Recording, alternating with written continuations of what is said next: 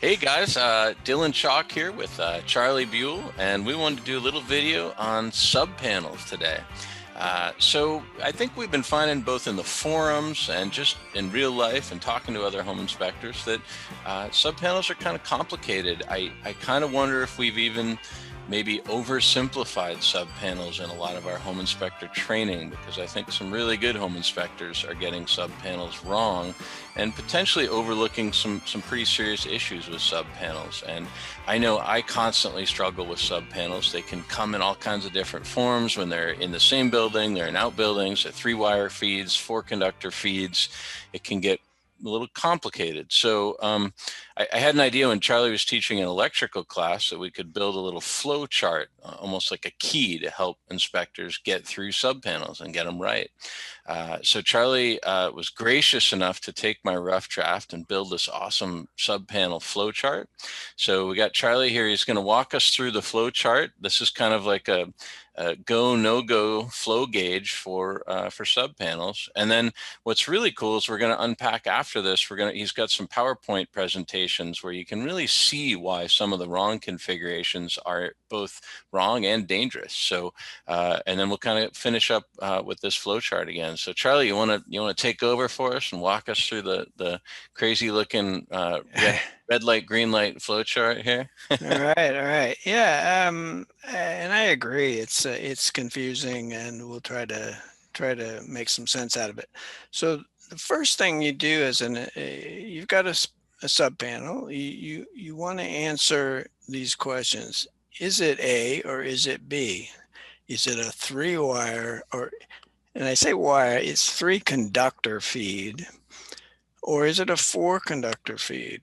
And normally those are wires, but it's not always a wire. Sometimes it's conduit. So therefore we say conductor as opposed to wire. But so let's say it's a 3-conductor feed. So we're looking at the panel and then we discover, oh, wait a minute, it's got metal conduit. So now I got to move over to here because it's actually a 4-conductor feed. And that's a great tip just right there. I've often been in the same building with a sub panel and I'm like, wow, it's only a 3-wire feed. I must be missing something. Yeah, And what I'm missing is that, yeah, there's metal conduit going between the main panel and the sub, and that's our fourth conductor. Yep. that's right. So let's come back here, and it is in fact a 3-conductor feed, and it's wires. So we're going to come down here, and then we follow over. If it's in an attached building, that's already wrong. It can never be a 3-conductor feed in an attached building. It's just not And that allowed hasn't been allowed ever, really, has it? I ever. mean, Yeah, that yeah. goes. So that's just Yeah, unlikely to find it, but that's just flat out wrong. yeah. So I then we think you're get more likely to find it in newer construction where Uncle Harry's done some work in the house and added a panel than in older construction. It would always have been metal conduit to hmm that other panel. But yeah. so come down from the wire and go to, it is a detached building. So we're good. We're in the yellow. We're kind of Yeah. proceeding with caution. And that was okay until 2008. So let's say it's after 2008, well, that's just wrong. And you would call for correction after 2008. It has to be a 4-wire feed after, or a 4-conductor feed after 2008. So let's stick with the 3-wire feed prior to 2008. And then it has to meet this requirement that there be no other metal pathways between the buildings. So no phone lines, no metal water pipes, Fencing. cable, fences, Yeah. possibly even rebar in a concrete walkway, whatever. There can't be other metallic pathways. Now, for the inspector, this can be tough because you might not be able to determine whether there is or not. Yeah. And that's kind of why they changed the rule that you now have to have a 4-conductor feed. Makes sense. Yeah. So we've determined that there's a water pipe, so that's wrong and you would call for correction. But let's say there are no other metal pathways and you come down and grounds and neutrals are isolated. Well, this is the one case where that would actually be wrong. They have to be bonded together because essentially this is like service equipment with three wires to a panel. Mm-hmm. And in our demonstrations coming up, we'll see what happens when you don't bond neutrals and grounds together. I think this is probably the most single confusing thing about for home inspectors. They're trained and trained and trained that all subpanels have to have grounds and neutrals isolated.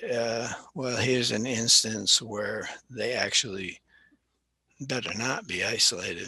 Yep, and we'll unpack that with the PowerPoint of why, but that's probably the single sticky wicket, because Yeah, otherwise you would just say, oh, every subpanel has to have grounds and neutrals isolated. yeah, yeah.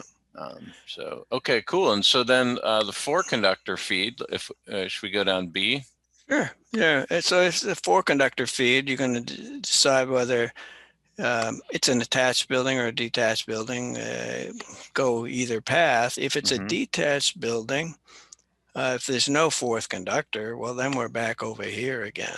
Mm-hmm. So that's going to be wrong after 2008, regardless. So since 2008, you're always going to want to see a four conductor feed. So we go down, then it's grounds and neutrals have to be isolated.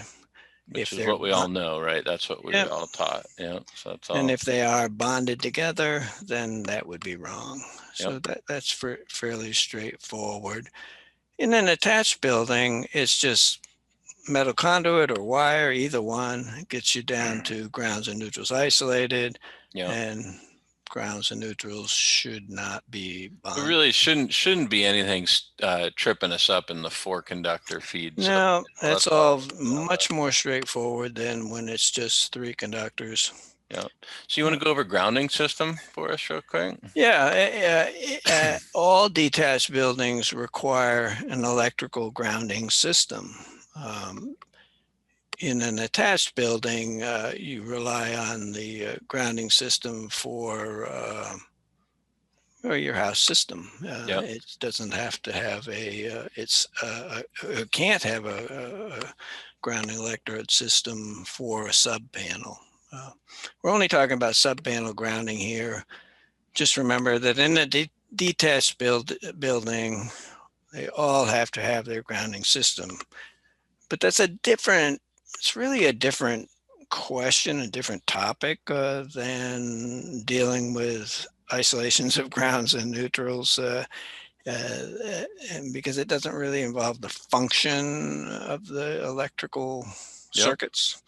Yep. It's more a protective thing for surges and lightning and whatnot. So But I like how you spelled it out in the flow chart. It gives you a few things to look for when you're sure. dealing with subpanels and detached buildings. We want to be thinking grounding system. Yeah, one of the keys, if you have a ground rods only, well, you have to have two, but if you had just a water pipe, then you've got to look for a supplemental electrode, and it Mm-hmm. could be rebar, it could be another ground rod, or whatever. But uh, Yep.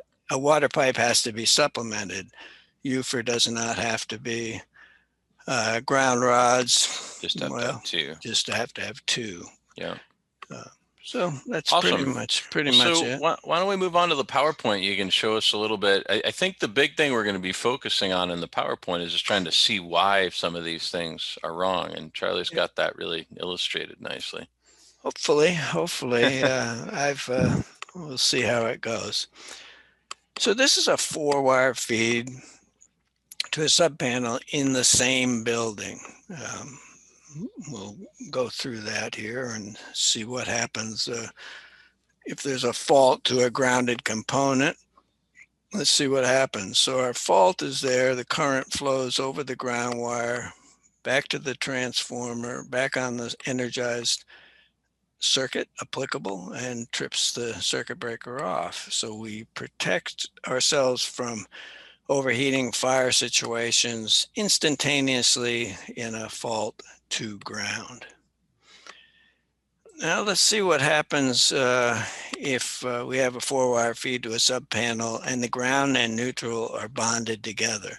So I've added a neutral wire to our circuit here so we can see how current will flow out from the breaker and go on the hot wire and come back, go through whatever the appliance is, come back on the neutral wire, and theoretically it should stay on that neutral wire.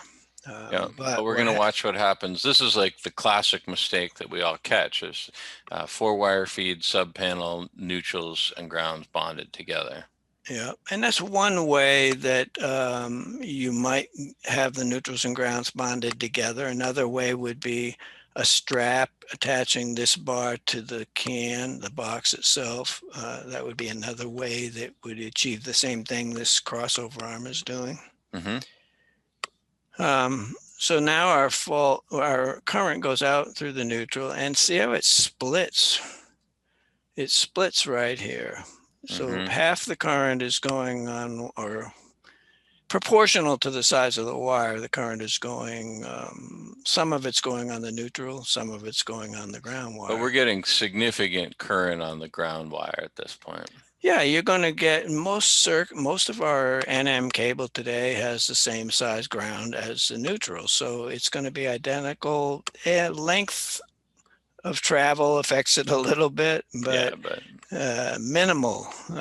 So the key here is that it comes back together on this neutral ground bar and goes back to the transformer, and it would continue back on the blue and keep going around and around and around in a circuit. Now the issue here is, yeah, you've got multiple paths of current back to the transformer, which is not so bad in itself. But where it gets really dangerous is when you lose the neutral on the circuit. Let's see if I advance it here. We'll go to the next slide here, put our crossover arm in, mm-hmm. connecting grounds and neutrals, and then we'll breach the neutral wire. So now our flow of current is not going to split anymore. It's going to stay the whole meal deal on the bare ground wire, and potentially anything connected to that bare ground wire. Yeah. So, and you might ask, well, how would that happen? You could happen, let's say this wire goes through a junction box or something like that, and you've got the wires apart and you put together the ground wire first and you've got current on it for some reason. Somebody turns a light on, Yeah. and then it doesn't take much, 0.2 amps. 0.2, 0.3. Yeah, yeah, and that shock could go through you. So I don't know. I think most electricians are pretty smart enough to check wires and whatnot before they're messing with them. But for safety reasons, this is why we don't do that. Yeah. Yeah, that makes sense. So do you have any slides showing the mystery configuration, which would be the 3-wire sub panel Yep. that is separated, and why Yes. that's cool. Yeah, and we're coming up to that. Nice. Work our way. I think we leave 4-wire. No, we're still at 4-wire here. Okay. This is now to a detached building. So we got to look at how it should be wired and then what happens when it isn't. So you could have the option where you've got a ground bar connected directly to the box, and all our electrical grounding system is connected to that bar. Our equipment ground from the main panel travels and connects to that bar. And then we need to make sure we don't have a ground screw connecting the neutral bar to the box. Mm-hmm. So the grounds and neutrals have to be isolated, and they are in this configuration. Now, another common configuration is you leave the crossover arm in, or you take the crossover arm out, rather.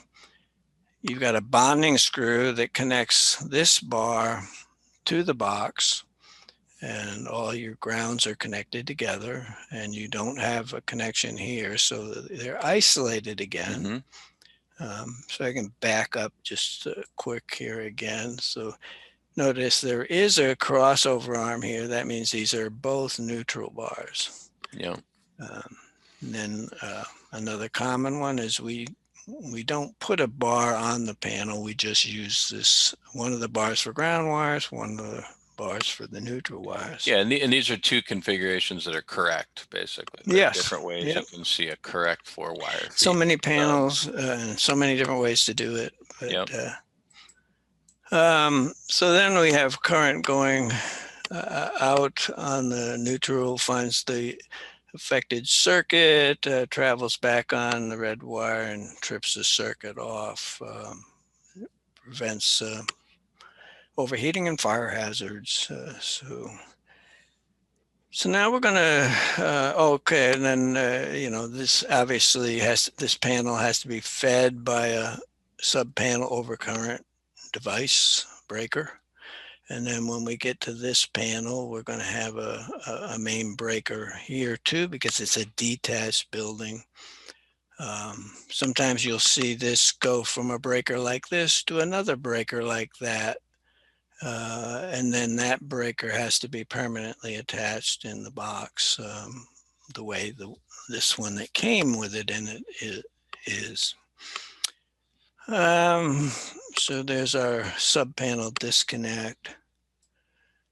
So now let's look at a scenario where we've got our grounding system connected to the bar.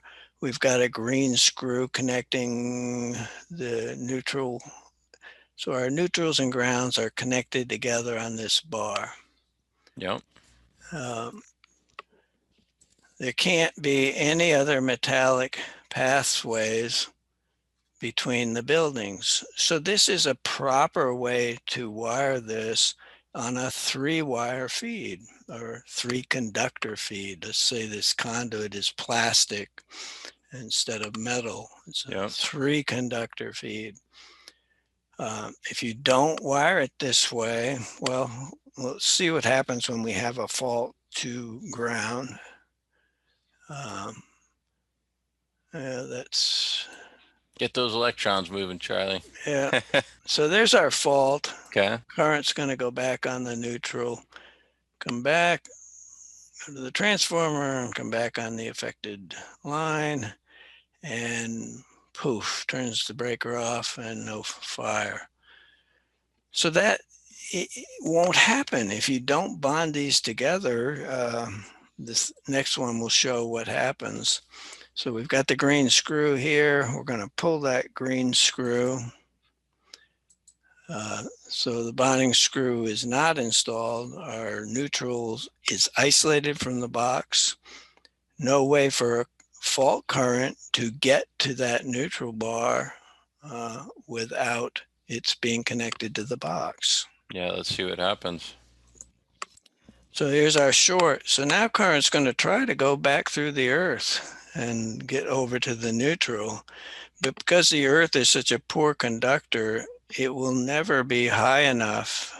Notice how our panel is starting to heat up and the connection is starting to glow. And then next thing you know, we have a possible fire. So good idea to make sure you have the grounds and neutrals bonded together in a 3-wire feed.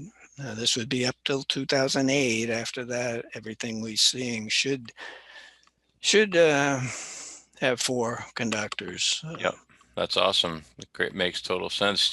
What do you is you have the flow chart next? I think the flow chart comes back again. This just repeats that current will just never be high enough to trip the breaker. And then we come back to the chart. That's awesome. And hopefully that makes sense to everybody watching. I know it can seem, a lot of us, I think we're trained that on sub panels, the neutrals and the grounds have to always be separated, but hopefully that you can rewind this and watch it again if you need to. But if you don't, if you have the grounds and neutrals isolated in a 3-wire feed in a detached building, then we start using the ground as a return path, right? And that's no Yeah. good. And that's when you put your amp probe on the ground wire outside the building, and you've got current on it. You'll be able to see that. Cool. Awesome. All right, Charlie. Well, makes sense to me now. Thanks to your awesome flow chart. You're our flow chart. Yeah, that's right. Well, I did the rough draft. Yeah. All right. Well, okay. Fun playing with subpanels today. I hope this was helpful, everybody. I guess I don't know how we'll make the flow chart available to you, but it's definitely built into Scribeware right now. I've got it on my phone, and whenever I need it, I pull it up and see whether the subpanel's right or wrong. All right. Great. Awesome. All right. See you, Charlie. Take care. Right. Man. Bye. Bye.